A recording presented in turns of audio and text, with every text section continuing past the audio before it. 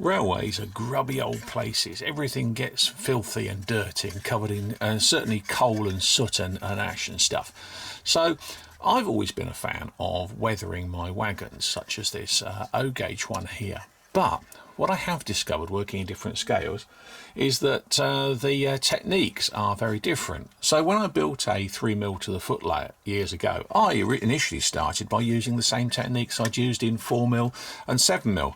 But you know what? The wagons didn't look right. They looked overdone. And gradually it came to me that I needed to do a much simpler weathering job on the smaller stock. So let's have a look at an N-gauge wagon, but also the techniques we just as applicable to the new TT120 scale. Wagons running around the railway system will be exposed to all sorts of weather, rain, hail, all that sort of thing, and gradually the paint, and this is just paint, will be worn away. Now, we could leave our wagon outside and let it happen naturally, but in fact what I'm going to do is I'm going to use a fiberglass pencil and gently work it over the lettering to get that effect really quickly. Now, exactly how fast you do it depends a lot on the individual wagon, because some companies print the text a lot thicker, the ink slightly thicker than others, so it resists the effects of the fiberglass pencil a bit. But what I'll do is I'll keep working over this, and we'll come back and I'll show you exactly how it's worked.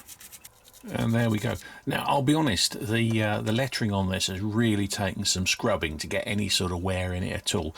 As I say, this depends on the wagons very much. If you look at the other side though, you can see it bright and new, and on this side you can definitely see some wear. Now I've gone through the red paint a couple of times, which is a bit of a nuisance, but not a real problem, because once I finish up the wagon you will just see that as more wear. But you can really see that the white lettering has faded, which is exactly the effect we were looking for. The thing about model wagons is that the chassis will be black. Now you might say, well, that's correct, Phil, it should be black. But the trouble is, the way that light works is that that's not awfully realistic. On a large item, the light will bounce around and you'll easily see the edges. But on a small thing like a model, it's worth emphasising those edges, because that makes it more realistic for the viewer. So what I'm going to do is I'm going to dry brush all the black areas on this with some dark grey paint. My favourite for this is Humbrol number 67. I think that's called Tank Grey, and what I'll do is just whip the top off the pot, give it a quick whiz with the paint stirrer.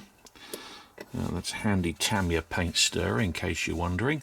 I use quite a lot of these because they're very effective at stirring the paint, and you can clean them easily. Okay, now that's it. Get the camera to focus. What I do is pick up a bit of paint on the brush and then wipe most of it off on the kitchen towel that I'm working over. Once I've wiped it off, I can gradually work the brush over all the black metalwork. Now the key is you want next to nothing to come off the brush as you work it over, because this will build the effect up. We just want the brush to lose paint when it's dragged over some of the details. Now you can hopefully just about see that that's what's happening here, and you can build the effect up. Now I'm building a little bit of dirt around the sole bar as well, and in fact, because this is a coal wagon, I'm just going to drag a little bit down the body as well. This is again being the bristles are not getting the best treatment on this brush. The paint is being pulled right off them. But there we are. That's a little bit more dirt there. Now I think I'll also have a little bit of rust. Going for Humbrol 70 for this one, and exactly the same technique. Just wipe my stirrer Stir a bit of paint up, put the lid there so I can get at it. Don't bother cleaning the brush between these stages because the effect I want is dirt mixing around, so I'll pick up just a bit of dirt, bit of rust colour here.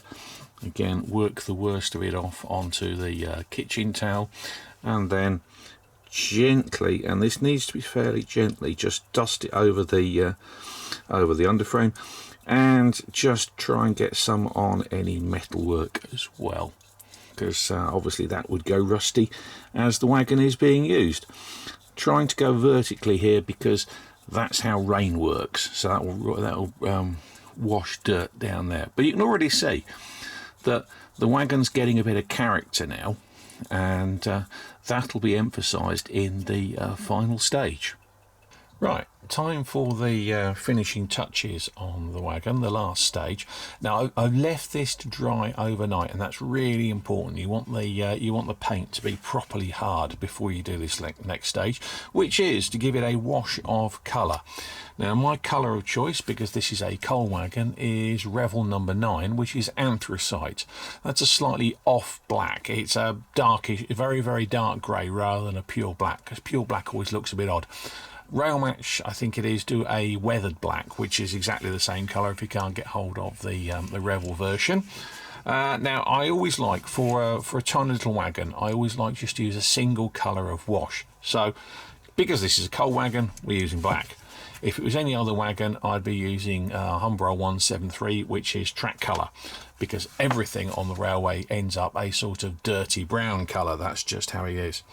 This couldn't be simpler. All I'm going to do, pop the lid off the paint. Try not to stab myself with the screwdriver.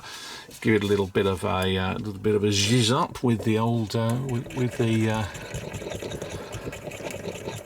with the paint stirrer, and I'll just leave that on top of the paint there. Now I've got a pot of clean white spirit. Dunk the brush in that and just swash it around on the lid, and that's it. That's nice and that's nice and liquid.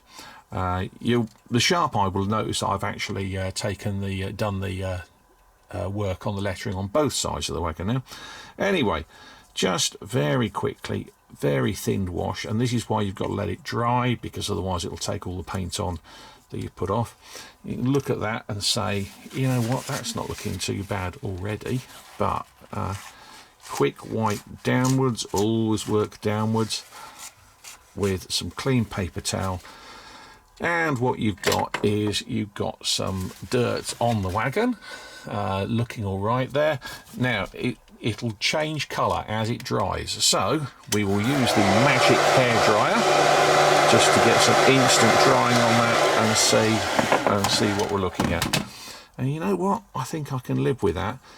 The effects on small scale wagons, say Engage, TT, that sort of thing, they do actually need to be fairly subtle. Oh, another point, I've taken the couplings hooks out because you really don't want you really don't want paint in there. It'll bung them up.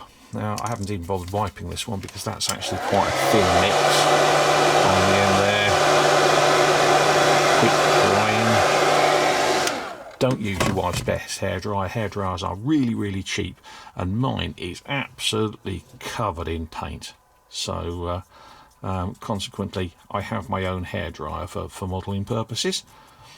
It's a bit thicker painty, so we'll just gently wipe that off. I'm not going to take too much off. You can sometimes just touch it with the kitchen towel and absorb the worst of the paint. Quick drying session. I think that up there is just looking a little bit too clean, so we'll give it another application. And so this is art rather than engineering, but I'll just look at that. That's it. Get dirty. Really subtle effect this. A little bit of that. That's it. And finally, the final end. There we go. Yeah, look at that lovely blackness. Ew, yucky, yucky, yucky. Yeah. The ends of the wagons will tend to weather slightly differently from the sides as well, because when they're in a train, they're a little bit more protected from the rain than the sides. So if you find they get a bit dirtier, that's all right. But actually, I'm not unhappy with that wagon now. That's looking nice and mucky. And there we have it, a few minutes work spread over a couple of evenings, and we've got one dirty and one clean wagon. Now, whether you like your wagons dirty or not is up to you, but I think I know which one I prefer. Happy modelling.